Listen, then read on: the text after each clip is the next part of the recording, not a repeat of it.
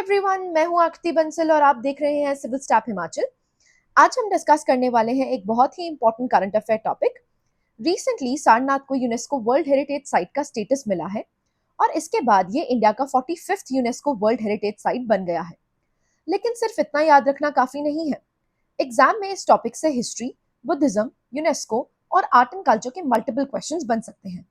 तो चलिए समझते हैं सारनाथ को एग्जाम पर्सपेक्टिव से। सबसे पहले देखते हैं कि सारनाथ न्यूज में क्यों है। Recently Busan, which is south Korea में हुई 48th world heritage committee meeting में सारनाथ को UNESCO world heritage site declare किया गया। इसके साथ इंडिया के टोटल यूनेस्को हेरिटेज साइट्स की संख्या 45 हो गई है। ये इंडिया की बुद्धिस्ट हेरिटेज को ग्लोबल लेवल पर एक और रिकग्निशन देता है। करंट अफेयर्स के साथ साथ आर्ट एंड कल्चर दोनों के पर्सपेक्टिव से ये इंपॉर्टेंट टॉपिक है।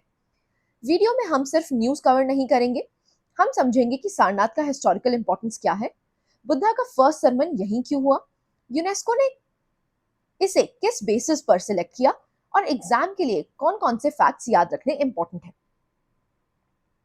सारनाथ उत्तर प्रदेश के वाराणसी डिस्ट्रिक्ट में स्थित है और वाराणसी सिटी से लगभग 10 किलोमीटर दूर है।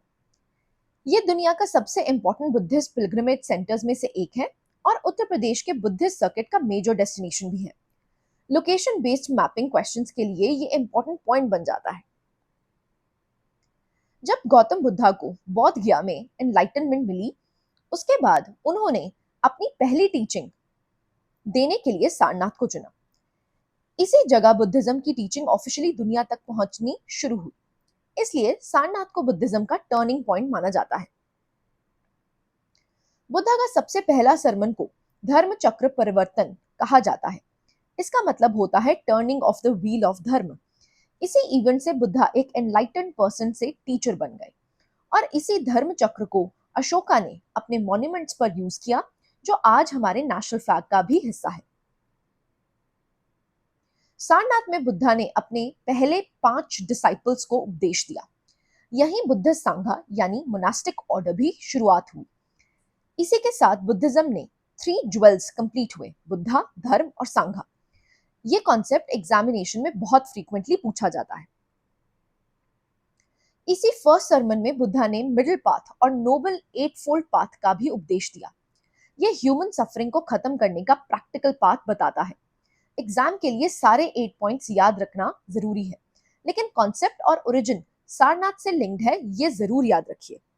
पहला है राइट व्यू, दूसरा है राइट इंटेंशन, तीसरा है राइट स्पीच, चौथा है राइट एक्शन, पांचवा है राइट लाइवलीहुड, छठवां है राइट एफर्ट, सातवां राइट माइंडफुलनेस और आठवां आपको देखने को मिलता है राइट कंसंट्रेशन। ये स्लाइड प्रीलिम्स के लिए बहुत इंपॉर्टेंट है। सीक्वेंस याद रखिए, लुम्बिनी बर्थ प्लेस, बौद्ध गया एनलाइटनमेंट, सारनाथ फर्स्ट सरमन और कुशीनगर महापरिनिर्वाण। ये डायरेक्ट फैक्चुअल क्वेश्चन बन सकता है। इन 4 सेक्रेड बुद्धिस्ट साइट्स में से 3 यूनेस्को वर्ल्ड हेरिटेज साइट्स हैं, लुम्बिनी, महाबोधि टेम्पल और अब सारनाथ, जबकि कुशीनगर अभी यूनेस्को लिस्ट में इंक्लूड नहीं है। एंशिएंट टेक्स्ट में सारनाथ को 3 नामों से जाना जाता है, ऋषिपटना, इसीपटना और मृगदेव यानी डियर पार्क। ये फैक्चुअल नेम्स प्रीलिम्स के लिए काफी इंपॉर्टेंट हो जाते हैं। सारनाथ की इंपॉर्टेंस सिर्फ बुद्धिज्म तक सीमित नहीं है। यहीं से लाइन कैपिटल ऑफ अशोका मिला, जिसे इंडिया ने अपना नेशनल एम्बलम भी बनाया। इसी तरह गुप्ता पीरियड की फेमस बुद्धा स्टैचू भी इसी साइट से मिली। सारनाथ म्यूजियम इंडिया का पहला साइट म्यूजियम माना जाता है। यही ओरिजिनल लाइन कैपिटल प्रिजर्व किया गया है। म्यूजियम में मौर्यन से लेकर गुप्ता पीरियड तक की बहुत इंपॉर्टेंट स्कल्पचर्स रखी हुई हैं। सारनाथ को यूनेस्को टैग एक दिन में नहीं मिला है। 1998 में इसे टेंटेटिव लिस्ट में इंक्लूड किया गया था। लगभग 28 इयर्स की इवैल्यूएशन के बाद 2026 में फाइनली इंस्क्रिप्शन मिली। ये प्रोसेस भी एग्जामिनेशन के लिए इंपॉर्टेंट है। यूनेस्को ने सारनाथ को मेनली 3 क्राइटेरिया 3 और क्राइटेरिया 6 के बेसिस पर सिलेक्ट किया है। एक तरफ ये बुद्धिस्ट सिविलाइजेशन का आउटस्टैंडिंग एविडेंस है और दूसरी तरफ बुद्धा के फर्स्ट सरमन से डायरेक्टली एसोसिएटेड साइट है। अब बात करते हैं त्रिरत्न की। बुद्धिज्म के थ्री ज्वेल्स या त्रिरत्न, बुद्धा, धर्मा और संघा, ये बुद्धिज्म का कोर फाउंडेशन है और एग्जामिनेशन में बार बार पूछा जाता है। यूनेस्को प्रॉपर्टी के अंदर सिर्फ एक मॉन्यूमेंट नहीं आता, इसमें धमेक स्तूपा, चौखंडी स्तूपा, धर्म आजिका स्तूपा और अशोकन पिलर के रिमेन्स भी इंक्लूड किए गए हैं। पहले बात करते हैं चौखंडी स्तूपा। माना जाता है कि इसी जगह बुद्धा की मुलाकात उन्हें पहले 5 डिसाइपल से हुई थी। लेटर मुगल पीरियड में इसके ऊपर ऑक्टागोनल टावर भी बनाया गया। धमेक स्तूपा सारनाथ का सबसे फेमस मॉन्यूमेंट है। इसी जगह बुद्धा ने अपना फर्स्ट सरमन दिया था। अगर सारनाथ की कोई इमेज एग्जाम में दिखाई जाए तो चांसेस हैं कि वो धमेक स्तूपा की ही होगी। धर्मार्जिका स्तूपा, इस स्तूपा को एम्परर अशोक ने बुद्धा की रेलिक्स को प्रिजर्व करने के लिए बनाया था। अनफॉर्चुनेटली बाद में इसे तोड़ दिया गया। यह हेरिटेज कंजर्वेशन के लिए भी एक इंपॉर्टेंट एग्जाम्पल है। मूल गंधक विहार, माना जाता है कि बुद्धा ने एनलाइटनमेंट के बाद अपना पहला रेनी सीजन रिट्रीट यानी वर्षवास इस जगह स्पेंड किया था। आज भी इसके आर्कियोलॉजिकल रिमेन्स देखे जा सकते हैं। यहाँ का अशोकन पिलर भी काफी इंपॉर्टेंट है। इस पर ब्रह्मी स्क्रिप्ट में शिज्म एडिक्ट लिखा हुआ है और इसी पिलर का लाइन कैपिटल आज इंडिया का नेशनल एम्बलम है। सारनाथ सिर्फ पिलग्रिमेज साइट नहीं है, ये नालंदा और विक्रमशिला की तरह एक मेजर बुद्धिस्ट लर्निंग सेंटर भी था। चाइनीज ट्रैवलर जैसे कि फाहिन और ज्युआनजांग ने भी अपने ट्रैवल अकाउंट्स में इसका डिटेल में जिक्र किया है।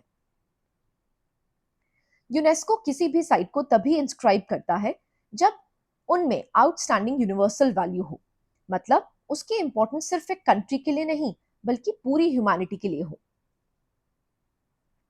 यूनेस्को वर्ल्ड हेरिटेज कन्वेंशन 1972 में अडॉप्ट हुई थी। इंडिया ने इसे 1977 में रैटिफाई किया। ये डेट्स प्रीलिम्स के लिए काफी ज्यादा इंपॉर्टेंट है। वर्ल्ड हेरिटेज कमेटी में 21 मेंबर कंट्रीज होती हैं। ये कमेटी डिसाइड करती है कि कौन सी साइट यूनेस्को लिस्ट में इंक्लूड होगी और एग्जिस्टिंग साइट की कंजर्वेशन भी मॉनिटर करती है। यूनेस्को हेरिटेज साइट्स 3 कैटेगरीज में डिवाइड होती हैं, कल्चरल, नेचुरल और मिक्स्ड। इंडिया का only mixed world heritage site है कंचनजंगा नेशनल पार्क। किसी भी साइट को directly UNESCO world heritage site नहीं बनाया जा सकता।